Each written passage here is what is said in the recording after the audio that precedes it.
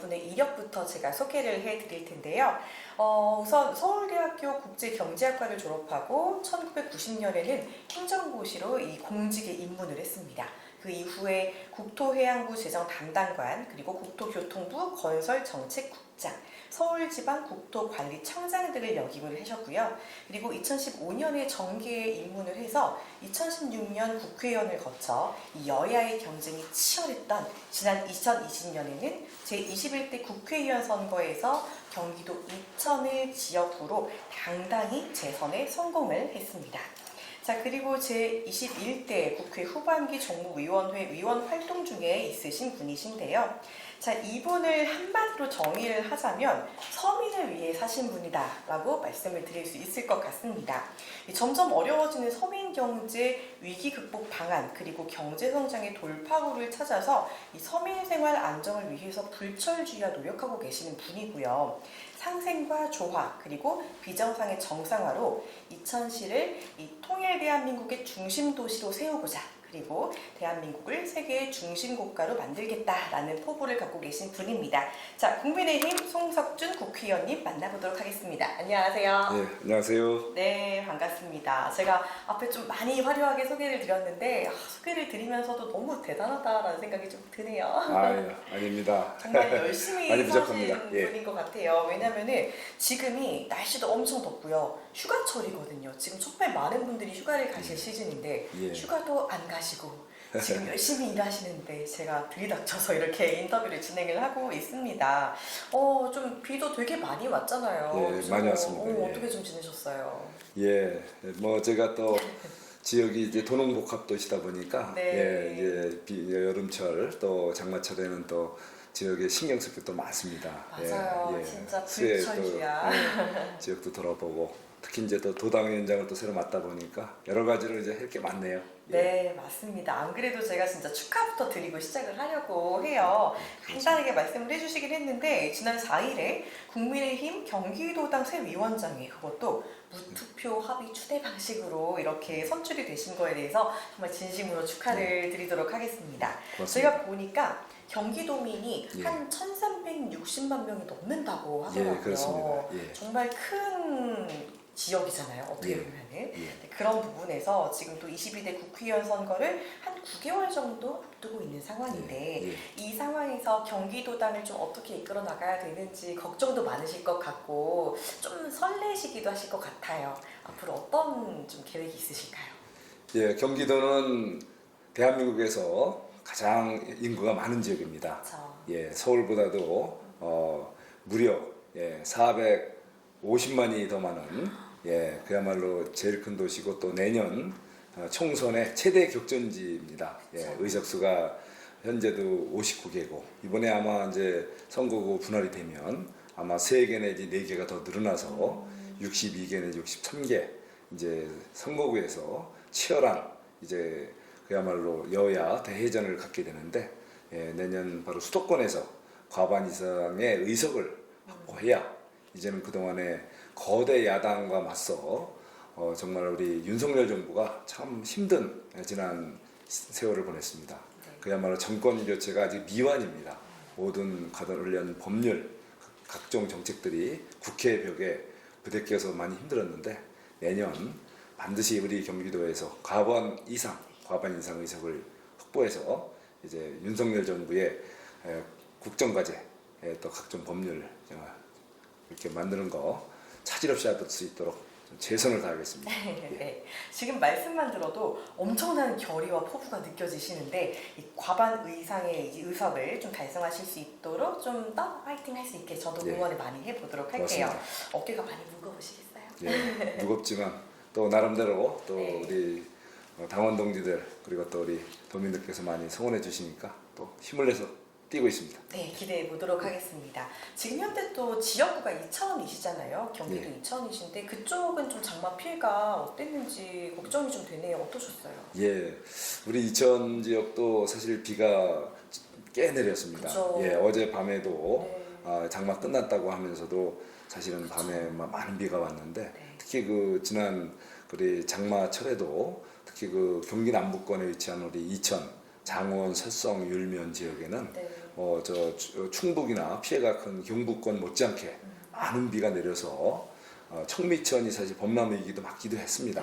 네. 예, 하지만 또 많은 분들의 또 긴밀한 대처로 인명 피해도 막을 수가 있었고 또 농지 침수가 있었지만 신속한 배제로 그래도 피해를 최소화할 수 있었습니다. 네. 예, 4대강 정비, 특히 네. 남한강 한강 정비 사업이 또 이천 지역 그리고 옆 동네 여주나 양평 인근 지역에 피해를 최소화하지 않았나 이런 생각이 듭니다. 네, 그나마 불행 중 다행이다라고 말씀을 드릴 수 있는데 어찌됐던 그 피해 지역의 복구가 좀 최대한 빨리 될 수 있게끔 또 기대를 해보는 게 좋을 것 같아요. 그리고 제가 조금 찾아보니까 우리 송석준 의원님께서 정말 일을 많이 하시는 국회의원분 중에 한 분이라고 또 소문이 났더라고요. 네, 그 고맙습니다. 중에서 얼마 전에 물관리 정상화법을 대표 발의를 하셨는데 이게 아무래도 또 올해 홍수 피해가 정말 컸는데 도움이 예. 좀 되겠다 싶어요. 간단하게만 소개 좀 해주시면요. 예, 사실 지난 문재인 정권 때 물관리 일어나는 건 나쁘진 않습니다. 각 부처에 흩어져 있던 물관리 업무를 한 부처에 모아서 이제 물 관련 산업을 육성하고 또 물을 효율적으로 이용 관리하자는 취지인데 그 좋은 취지가 아니고 사실상 그 내막을 보면 국토교통부가 이명박 정부 때 4대강 정비 사업을 한 중부부처였습니다.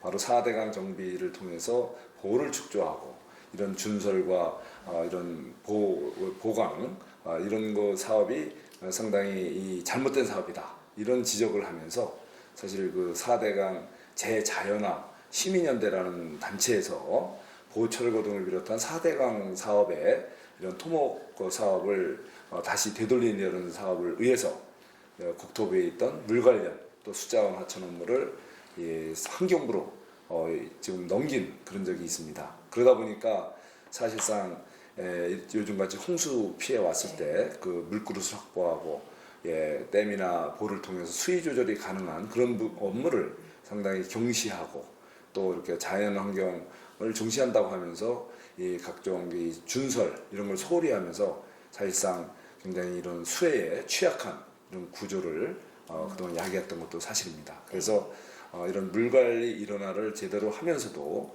지금 이렇게 왜곡된 그야말로 4대강 정비 사업을 원점으로 돌리겠다라는 그 잘못된 것을 바로잡고자 이 국토부에서 환경부로 넘어갔던 물 관련 또 수자원 하천 관련 업무를 다시 되돌리는 법안을 제가 이번에 입법하게 됐습니다. 네, 아무래도 또 국토부 경험이 또 많으시다 보니까 이런 부분에 대해서 디테일하게 우리가 짚어나갈 수 있는 것 같아요. 그리고 또 법안 하나하나 시민들한테 정말 필요한 것들을 진짜 세심하게 발의하신다라는 생각이 들었는데 아무쪼록 이번 법안 발의로 인해서 앞으로는 큰 피해가 좀 없었으면 좋겠다라는 마음을 가져볼 수 있을 것 같습니다.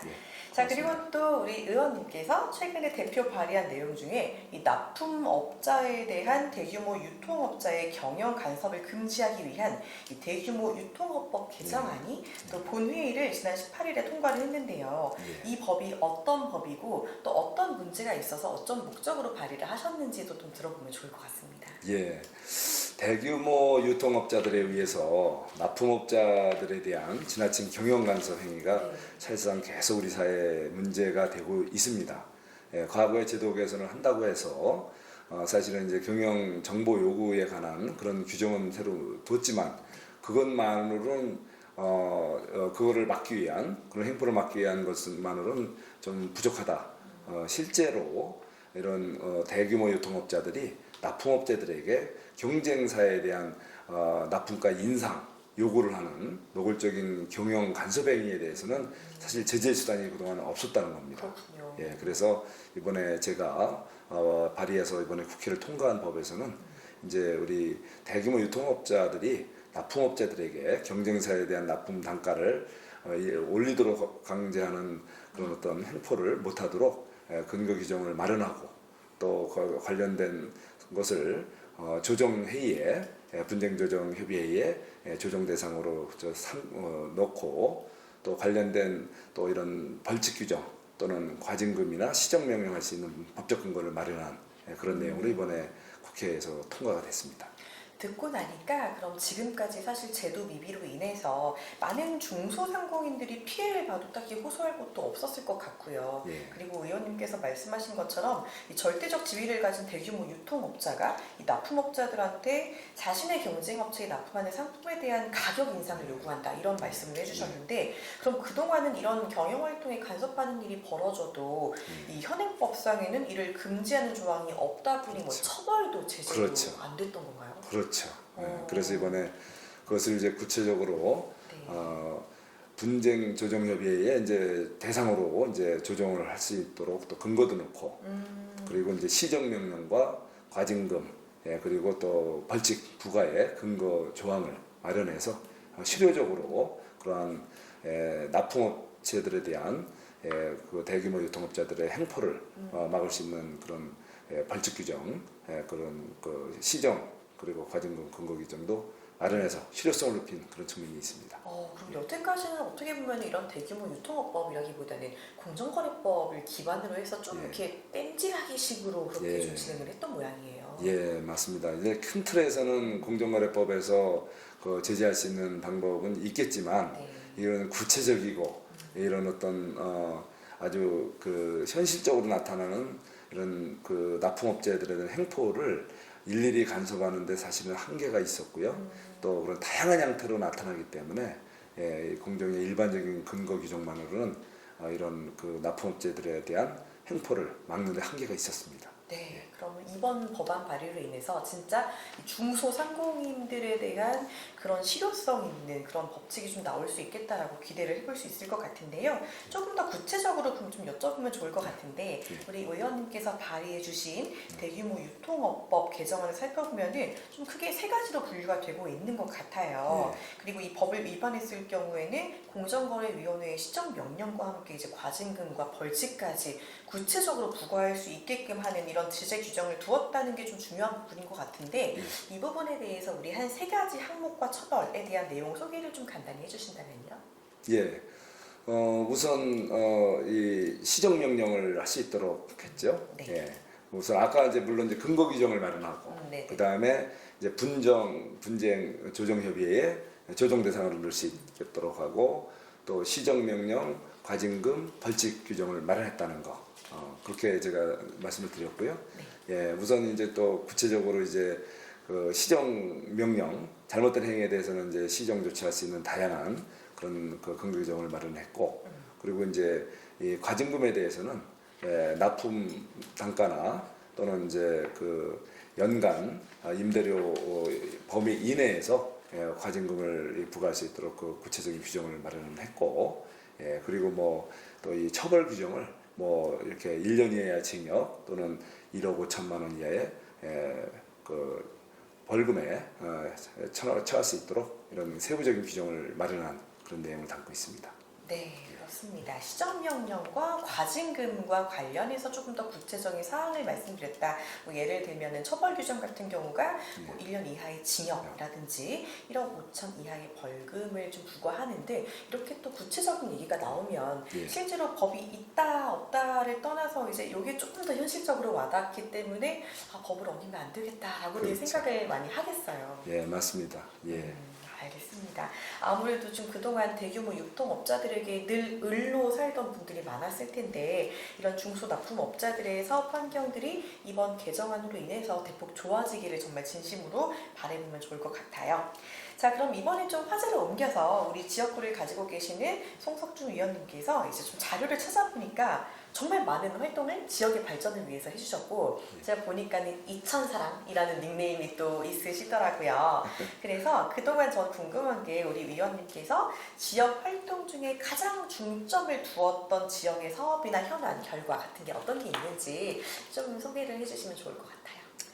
예, 이천시는 이제 자고로 사실 교통이 참 좋은 동네고 그쵸, 한반도의 거의 중심 위치에 네. 차지하고 있습니다. 그리고 수도권에 그 이제 남쪽 끝에 위치하고 지형적으로도 굉장히 아름답고 또 이렇게 개발 잠재력, 성장 잠재력이 굉장히 큰 동네입니다. 근데 이제 최근에 이런 신교통수단이 그 발달하면서 이 철도 교통축이 좀 약간 우리 이천을 비껴나서 저쪽 서쪽 축으로 또는 동쪽 축으로 발달하고 그래서 사실은 조금 과거에 비해서 교통 그 여건이 조금 아쉬웠던 부분이 있었습니다. 물론 고속도로망은 중부고속도로와 영동고속도로로 십자망으로 고속도로망은 좋았지만 기타 교통시설이 부족함이 있어서 지역의 성장 잠재력을 사실 좀 아쉽게 했었습니다. 그렇지만 이제 제가 이제 국토부에 있을 때도 많이 역할도 했지만 특히 이제 국회로 들어와서 2000에 드디어 철도 시대를 열었습니다. 그래서 이제 처음으로 전철이 열렸고 이제 거기서 끝나는 것이 아니고 지난 7월 6일자로 수서광주선 고속철도 19.2km가 통기 발주가 되면서 그게 완공이 된다면 현재 지금 이천에서 충주까지만 일부 운행되고 있는 고속철도가 이제는 수서에서 이천 부발까지 23분에 이제 그 고속철도로 서울 강남으로 진출하는 오갈 수 있는 시대가 열릴 거고요. 그것이 이제 남쪽의 장원까지는 30분 대. 그리고 이제 그것이 충주를 거쳐서 김천, 거제까지 고속철도로 이제 남해까지 가는 시대를 열 것이고요. 그리고 또 이제 이천에서 강릉까지, 그리고 이천에서 서해 시흥까지, 서해, 동해, 남해를 이제는 고속철도로 가는 시대를 신호탄, 그리고 공사 발주 착수가 돼 있다, 이렇게 좀 말씀드릴 수 있겠습니다. 그렇게 되면은 이천은 기존의 도로망 외에도 새로운 또 철도의 최고의 메카 지역이 됩니다. 네. 서울역을 대체하는 이제 수서역의 배후 철도망의 중심이 될 거고요. 그리고 또 도로망도 기존의 십자망에다가 자동차 전용도로, 성남 장안 자동차 전용도로 609가 다시 살아나면서 이제는 완성이 되면 새로운 남북축이 또 동맥을 갖게 되고, 또 하나 이제 동서축으로 제2예각선항 고속도로가 이미 벌써 반은 이천 오산선은 이미 완공이 돼서 우리 도척을 거쳐서 우리 동탄까지 그야말로 시간이 반으로 단축된 그런 성과가 있었고, 또 이제 바로 이천 양평선이 지금 한창 건설 중에 있습니다. 그 제2예각 순환고속도로가 완성이 되면 이천은 그야말로 정자망의 더 고속도로망도 갖게 됩니다. 이런 식으로 도로망 좋아지도록 했고요. 또 우리 이천에서 백사 가는 사업이 굉장히 그동안에 결정이 안 돼서 필요했는데, 이제 그게 2021년 말에 사업하기로 결정이 돼서 지난해 이제 기본 설계를 거쳐서 올해 실시 설계, 그리고 일부 구간은 착공이 돼서 이제 이천에서 백사, 흥천, 여주로 가는 도로가 이제는 사업이 본격화됐다는 말씀을 드리고요. 이천에서 또 그 모가 설성으로 가는 329, 333 도로도 그동안 지지부진했는데 올해 일부 구간이 착공이 됐고, 또 나머지 구간은 보상을 마무리해서 내년에 본격 착공이 될 수 있도록 마무리될 수 있도록 그러할 계획입니다. 그 외에 또 광역버스 시대도 네. 열렸습니다. 와, 이천을 마장으로 해서 강남역으로 가는 또 광역버스, 그리고 또 중포동, 이천 중포동 또 잠실까지 가는 그 또 광역버스가 지금 이미 시대가 열려서 이천은 교통면에서는 이제 아마 가장 그 어느 도시보다도 좋은 여건을 갖게 됐다, 이렇게 말씀드릴 수 있습니다. 듣고 있으니까 이사 가고 싶네요. 오십시오. 아니 진짜 이게 그 경기도 이천이 좀 경기도 남부다 보니까 예. 어떻게 보면은 많은 분들의 인식에는 뭐 충청도 쪽이 아니지 않냐 이런 생각까지 할 수 있는데, 이렇게 강남에서 철도 교통 시대가 열리고 다양한 이제 도로가 좀 더 생기면서 20분이면 사실 강북에서 강남 가는 것보다 빠를 수 있거든요. 그렇습니다. 그러면 정말 진짜 인구수도 많이 늘어날 수 있을 것 같고. 지금도 굉장히 늘고 있는 추세죠. 그렇죠, 맞아요. 그리고 워낙에 또 좋은 회사들도 많이 유치를 맞습니다. 하셨잖아요. 양질의 회사들이 많죠. 점점 늘어나고 있는 추세다 보니까 신흥 기업들이 많이 오고 싶어합니다. 맞아요. 이천 시민들이 너무 좋아하실 것 같네요. 역시 이제 사랑을 받는 국회의원님에게는 이유가 다 있다라는 생각이 또 들고, 그렇습니다. 와 진짜 이렇게 좀 철도 교통 시대가 열리고 여러 가지 교통수단이 많이 생기면서 말 그대로 핏줄이 쫙 뻗어나가는 느낌으로 진짜로 이제 대한민국의 중심이 될 수 있게끔 점점 발전해 나가는 이천이 되고 있다라는 게 좀 실감이 되고 있는데요. 자, 이렇게 정말 많은 일을 해주시고 아직까지도 이제 남은 이제 법안들도 되게 많으시잖아요. 발의할 법안들도 많으시고 진짜 휴가도 반납하시고 열일을 하고 계시는 지금 우리 송석준 위원님과 함께 만나서 이야기를 들어보았습니다. 자, 지금까지 많은 이야기를 해주셨는데 혹시 좀 시간이 짧아서 이 얘기를 못다 했다라는 그런 말씀이 좀 있을까요? 예. 사실은 이제 우리 이천시에 제가 이제 교통망 말씀드렸지만 참 아쉬운 게 이제 수도권 규제 문제입니다. 네. 이천시는 도농복합도시로서 사실은 굉장히 구릉지대에 또 아름다운 하천으로 둘러싸인 참 뭐든지 하기 좋은 도시인데 너무 규제가 첩첩산중으로 특히 수도권 규제로 각종 대규모 시설이 들어오는데 제약이 많았고 네. 특히 또 농지 규제 또 산지 규제도 꽤 그렇죠. 적용이 많이 되는 바람에 이런 여러 가지 환경 규제 그래서 사실 그 좋은 그 개발 잠재력이 이렇게 규제에 얽매여서 그동안에 사실 잠을 자고 있었습니다. 하지만 이제는 윤석열 정부 이제 규제 개혁을 통해서 우리 대한민국의 경제의 새로운 이제 활기를 되찾고자 좀 하기 때문에 이제는 그동안에 좀 이렇게 기피되어 왔던 그 규제들에 대해서 과감한 개혁을 지금 하고 있고 그래서 이제 저도 임기 어쨌든 이제 21대 다 돼가지만 최대한 마지막까지도 수도권 규제와 그리고 농지 규제 이런 그 산지 규제 이런 각종 그 환경 규제 과감하게 개혁될 수 있도록 좀 최선을 다하고 있고요. 그 마무리하도록 하겠습니다. 그리고 이번에 또 많은 분들이 걱정하신 게 반도체 특화단지에서 용인 평택이 되고 이천이 빠졌습니다.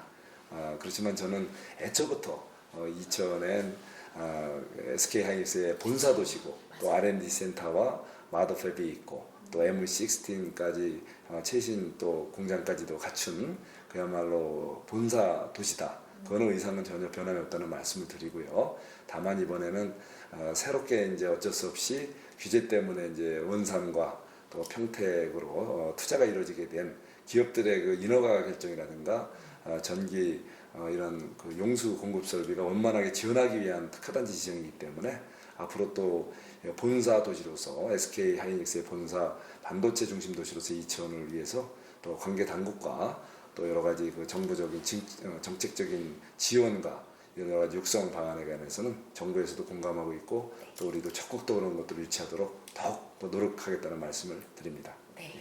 장학계나 이천의 발전만 생각하고 계시는 분이다라고 한 번 더 좀 체감을 하고 있습니다.